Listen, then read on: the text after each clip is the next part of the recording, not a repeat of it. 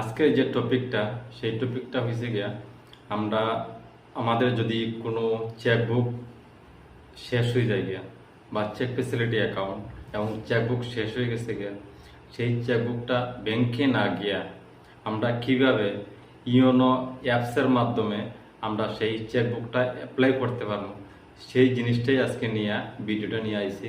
সেই ভিডিওটা যদি আপনারা দেখতে পারেন তবে খুবই উপকৃত হইবেন এবং ব্যাংকে যাওয়ার কোনো দরকার নাই। সেই ব্যাংকে না গিয়ে আপনারা ইওনো অ্যাপসের মাধ্যমে কোন মেনুতে গিয়ে সেই চেকবুকটা অ্যাপ্লাই করবেন সেই সিস্টেমটাই আজকে ভিডিওটার মধ্যে দেখাই।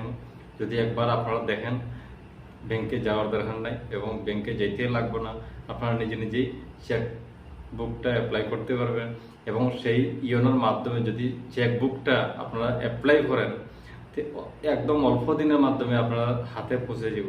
এবং এখানে দুইটা সিস্টেম আছে, যেমন একটা রেজিস্টার্ড অ্যাড্রেস আছে আর একটা আছে নিউ অ্যাড্রেস। যদি চাইন যে আপনাদের সেই নিউ অ্যাড্রেস বিজনেস অ্যাড্রেস যেটা আছে সেই অ্যাড্রেসে আপনারা চেকবুকটা পাঠাইতেন বা চেকবুকটা আনতেন, এই সিস্টেমেও পাওয়া যাব। তো ভিডিওটা যদি দেখতে পারেন তো খুবই ভালো হইব আপনাদের লাগে, একটু দেখবেন এবং সেই চ্যানেলটা যেটা আমার আছে সেই চ্যানেলটাই একটু যদি দয়া করে যদি ভালো লাগে ভিডিওটা বা উপকৃত হন তো সেই চ্যানেলটা যাতে সাবস্ক্রাইব এবং শেয়ার লাইক বাটন দিবেন আর পাশে থাকবেন, যাতে নেক্সটের ভিডিও ভালো ভালো ভিডিও এবং যেটা আনকমন, যেটা কেউ এখনও দিতে পারতেছে না, প্লাস আপনাদের জন্য খুব উপকার হইব সেই ভিডিওগুলো যদি আনি এবং যদি আপনাদের ভালো লাগে তাহলে লাইক এবং শেয়ার করবেন, সাবস্ক্রাইবও করবেন। ধন্যবাদ। প্রথমে ইওনো অ্যাপসটা যেটা আছে ওইটা খুলতে লাগবে। ইওনো অ্যাপটা খুললাম, খোলার পর আমার এমপিনটা দিব, এমপিনটা দেই, আমার এমপিনটা দিলাম, একটু ওয়েট করবো, স্ক্রিনটা খুলবে।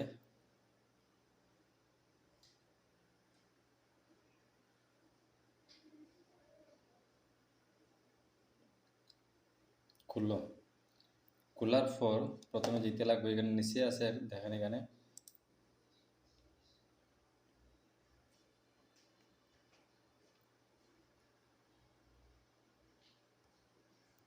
নিচে যেমন এখানে দেওয়া আছে সার্ভিস রিকোয়েস্ট, ঠিক আছে। এই যে সার্ভিস রিকোয়েস্টটা আছে এখানে যেতে লাগবে।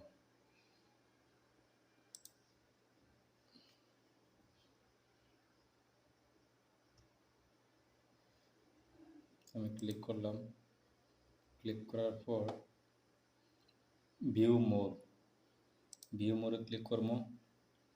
তারপর এখানে দেখেন আছে চেক, এই যে মেনুটা আছে চেকে ক্লিক করবো। ক্লিক করার পর এখানে বিভিন্ন ধরনের আছে, যেমন ধরুন চেক রিকোয়েস্ট দিতে পারবেন, ইনকোয়ারি করতে পারবেন, যদি কোনো চেক হারাই যায় গিয়া চেকটা স্টপ করতে পারবেন। তারপরে চেক ডিপোজিট, এটাও বিভিন্ন ফিচার্সের লাগিয়া এটা বার করে রাখছে।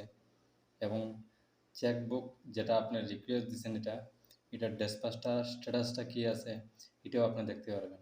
তো আমার দরকারটা এখন হচ্ছে গিয়া চেকবুক রিকোয়েস্ট আমি কিভাবে দেওয়া যায় সেই জিনিসটা জানার লাগিয়া। তো আমি রিকোয়েস্ট চেকবুক দিলাম, দেওয়ার কিছুক্ষণ অপেক্ষা করতে লাগবো। দেখেন এখানে সিলেক্ট অ্যাকাউন্ট, যেটা আমরা কোন অ্যাকাউন্টের এগেস্টে আনবো, তাই মনে করেন এই অ্যাকাউন্টের এগেস্টে আনবো। আনার পর এখানে যেমন ধরেন কতটা পেজ লাগবো, 50 আছে, 25 আছে, সরি 10, 25, 50, 100, মনে করেন আমি 10টা দিলাম। দেওয়ার পর এখানে যে 10টা দেওয়ার পর এখানে যেমন ধরেন এগ্রি আছে, এগ্রি দিতে লাগবে। এখানে এগ্রি দিলাম, সবগুলা টিকমার্ক দোনোটা করার পর নেক্সট করলাম।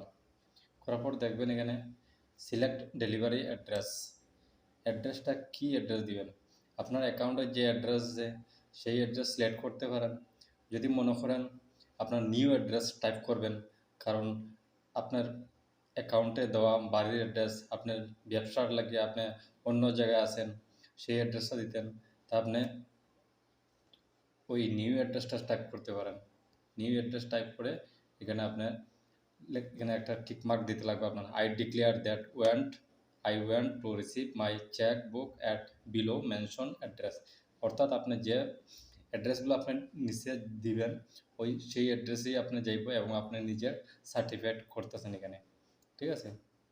তো এখানে আপনি সুন্দর করে অ্যাড্রেস দিতে পারেন। যেমন ধরেন আমি আমার রেজিস্টার অ্যাড্রেসে দিয়ে দিতেছি। রেজিস্টার অ্যাড্রেস যখন দেবো আমার অটোমেটিকলি এখানে অ্যাড্রেস আইয়া গেছে।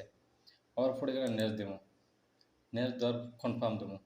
কনফার্ম দিলে পরেই সঙ্গে সঙ্গে হয়ে যাব। যেহেতু আমার চেকবুক এখন বর্তমানে লাগে না, সেই জন্য আমি চেক রিকোয়েস্ট আমি দিতেছি না। তো ওই রকমই করতে লাগবো। ধন্যবাদ।